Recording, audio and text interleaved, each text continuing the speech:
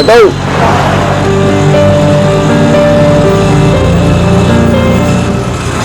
क्या पूरा जा रहा?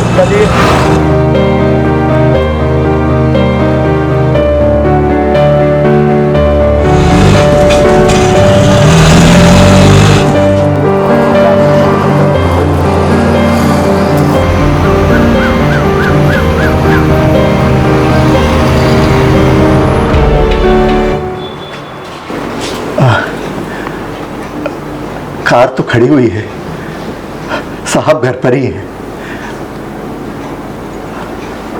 चलता हूं भीतर।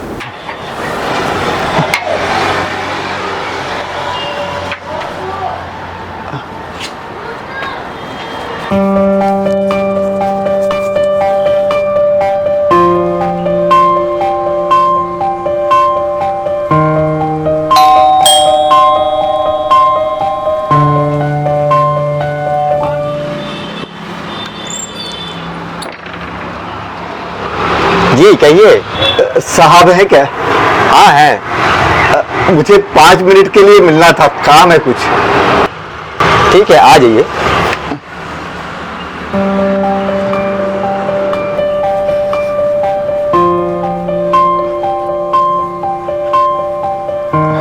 बैठिए सर, मैं सर को बुला के लाता हूँ। जी।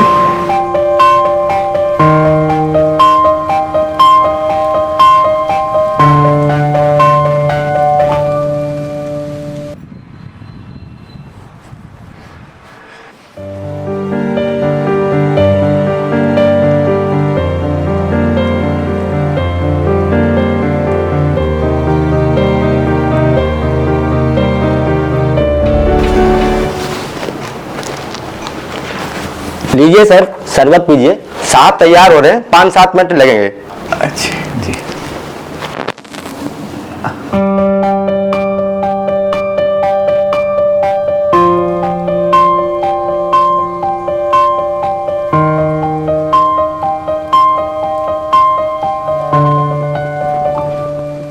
प्रणाम सर।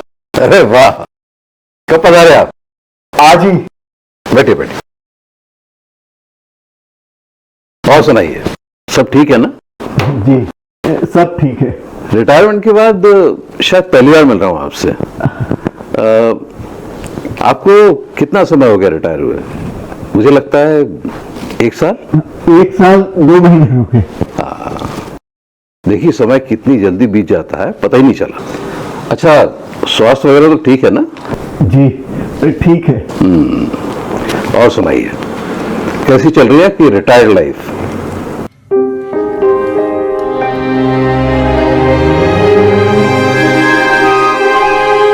साहब, आपसे एक प्रार्थना थी। हाँ कहिए ना। वो साहब, कहीं आप ये ना कहने लगे कि ऑफिस का काम घर में। नहीं नहीं, कोई बात नहीं। कभी कभी उसूलों में ढील दी जा सकती है।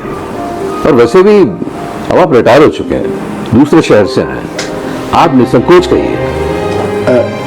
जी साहब, वो हमारे जीपीएफ का और अन्य फंड का पैसा दिलवा देते साहब, तो बड़ी मेहरबानी हो जाती। जीपीएफ और अन्य फंड्स का पैसा? क्या कह रहे हैं आप? अभी तक नहीं मिला आपको? नहीं साहब। अजीब बात है, मतलब साल भर से ज्यादा हो गया और अभी तक आप चुप बैठे हैं। चुप नहीं बैठा साहब, बहुत कोशिशें की, 20 चक्कर लगाए, फिर भी नहीं हुआ? नहीं साहब। अजीब बात है, मतलब एक ईमानदार और कर्तव्यनिष्ठ रह चुके कर्मचारी के साथ ऐसा सलूक।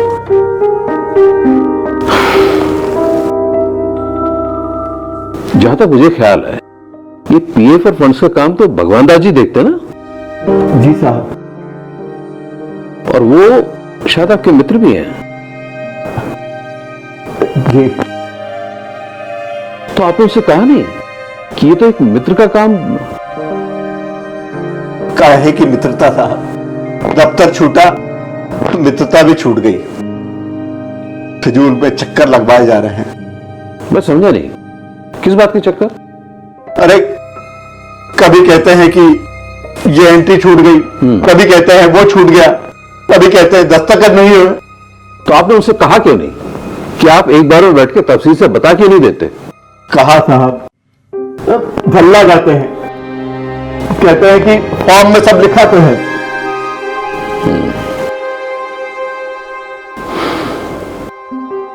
मुझे बेहद खेद है राम प्रसाद जी, कॉलेज के इतने पुराने मुलाजिम होने के बाद भी आपको परेशानी उठानी पड़ी। आप एक बार मुझसे कहते तो। साहब आप दौरे पर रहते हैं, कभी इस कॉलेज कभी उस कॉलेज। आज सौभाग्य से आप यहां मिल गए। खैर, जो हुआ सो हुआ। अब आप रत्ती भर चिंता मत करिए, कल आपका काम निश्चित रूप से हो जाएगा। सच साहब, बड़ी मेहरबानी हो जाएगी साहब। मेरा दिल ही जानता है, गांव से बार बार यहां आने में मुझे कितनी परेशानियों का सामना करना पड़ता है। मैं समझा नहीं, कौन से गांव में? आप तो ग्वालियर में अपने बड़े बेटे के पास रहते हैं ना? जी साहब। फिर ये गांव की बात? वो यहां से 40-50 कोस दूर एक गांव है, छोटा सा। वहां हमारी 6 बीघा जमीन है। अच्छा, तो आपने अपनी खेती को बटाई पर दे रखा और ग्वालियर में रहते हैं? नहीं साहब, हम तो उसी गांव में रहते हैं। उस गांव? उस सुविधाविहीन गांव में? जहां तक मुझे पता है वहां तो बस भी नहीं जाती और 3-4 किलोमीटर पैदल भी चलना पड़ता है। फिर ऐसा सुविधाविहीन गांव में रहने की क्या सूझी आपको? क्या ग्वालियर में आपको मन नहीं लगा?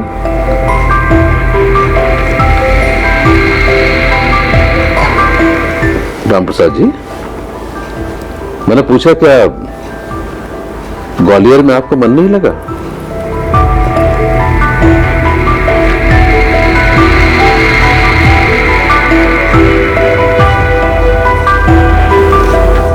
जहां तक मुझे मालूम है राम प्रसाद जी, आपके 2 बेटे हैं और दोनों ही बड़े बड़े ओहदे पर हैं, दोनों के पास बड़े बड़े बंगले हैं, तो आप उनके पास क्यों नहीं रहते हैं?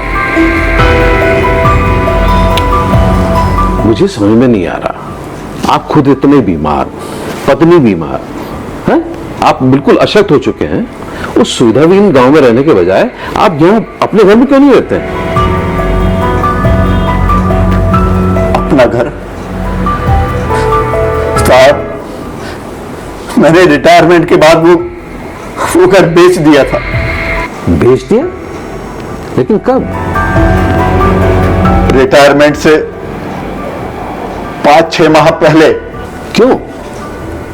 वो दोनों बेटे और बहुएं कहने लगे कि रिटायरमेंट के बाद तो तुम्हें हमारे साथ ही रहना है, फिर इतनी दूर इस सुने मकान का क्या करोगे? बेकार में देखभाल करते रहो और किराए से देने में भी खतरे हैं। और आपने अपना घर बेच दिया?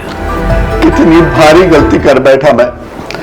अरे लोग तो जिंदगी भर पैसा जोड़ते हैं मकान बनाने के लिए, और मैंने बना बनाया मकान बेच दिया और पैसा भी दोनों बेटों में बांट दिया। ऐसा क्यों किया आपने राम प्रसाद जी? कम से कम पैसा तो अपने पास रखते।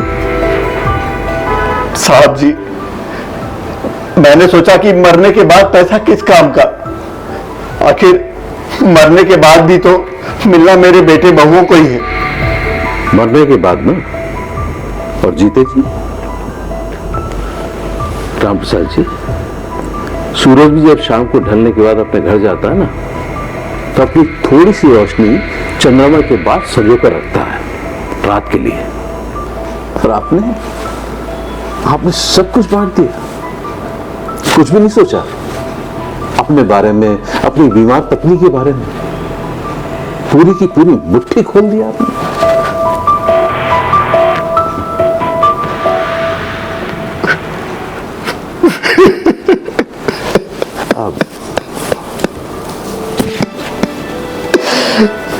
कुछ भी नहीं बचा साहब, मेरे पास कुछ भी नहीं बचा। सिवाय गांव की थोड़ी सी जमीन के। वो तो उस वक्त दाम कम मिल रहे थे, इसलिए मैंने बेची नहीं। और बेटों को भी जमीन के बारे में नहीं पता था, वरना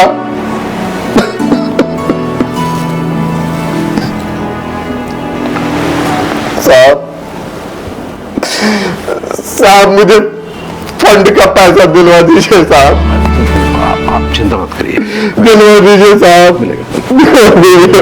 आप बिल्कुल चिंता मत करिए। आप नहीं जानते मेरे लिए गांव से बार बार आना, 1 रुपया भी खर्च करना कितना मुश्किल होता जा रहा है साहब। बैठिए बैठिए, आप बैठिए प्लीज।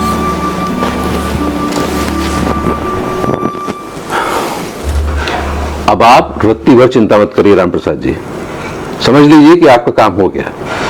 आपको आपका एक एक पैसा मिलेगा, वो भी ब्याज सहित। सच साहब? हाँ। अच्छा एक बात बताइए, ये जो पीएफ और फंड्स का पैसा है, इसको मिलने के बाद आपकी क्या योजना है? साहब मैंने तो सोचा है कि सारा पैसा बैंक की एफडी में डाल दूंगा और उसके ब्याज से ही अपना खर्चा चलाऊंगा। और रहेंगे कहाँ? वो गांव की जमीन बेचकर यहाँ शहर में एक छोटा सा मकान बना लूंगा, वहीं रहूंगा साहब। अपने बेटों के पास नहीं जाएंगे आप? अच्छा राम प्रसाद जी, आपके फंड्स के काम में कौन अड़ंगे डाल रहा है? किसकी हरकत है ये? जाने दीजिए साहब, मेरा काम हो गया। अब मेरे मन में किसी के लिए कटुता नहीं है। नहीं, फिर भी कौन हो सकता है अड़ंगेबाज? और कौन होगा? वही मेरा मित्र भगवान दास। नहीं राम प्रसाद जी, वो नहीं, मैं आपका प्रिंसिपल। सर आप? हाँ मैं। मेरे ही कहने पर भगवान दास जी आपके काम में टाल मटोल कर रहे थे। दरअसल आपके रिटायरमेंट के 1 माह पूर्व भगवान दास जी मेरे पास आए थे और उन्होंने ही ऐसा करने के लिए मुझसे अनुरोध किया था। मगर क्यों? क्योंकि आपकी आंखों पर ममता की पट्टी बंधी हुई थी, आप कुछ देख नहीं पा रहे थे, लेकिन भगवान दास जी ने सब कुछ भांप लिया था। क्या? वो जानते थे कि आपके बेटे और बहुओं में कोई आपकी देखभाल नहीं करने वाला। सबकी नजरें सिर्फ अपने अपने हिस्से पर गड़ी हुई हैं। अच्छा राम प्रसाद जी, आपके फंड्स के पैसे भी भगवान दास जी रिटायरमेंट के दिन दिलवा देते, तो क्या करते आप? क्या करता साहब, वो भी उन दोनों बेटों में बांट देता। और फिर आज क्या करते आप?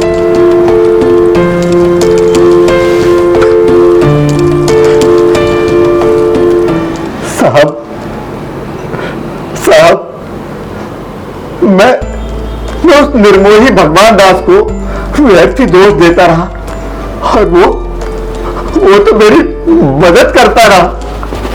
तो उस निर्मोही से मिलना चाहेंगे? हाँ साहब, क्यों नहीं। भगवान दास जी आइए। भगवान दास, भगवान दास, भगवान दास।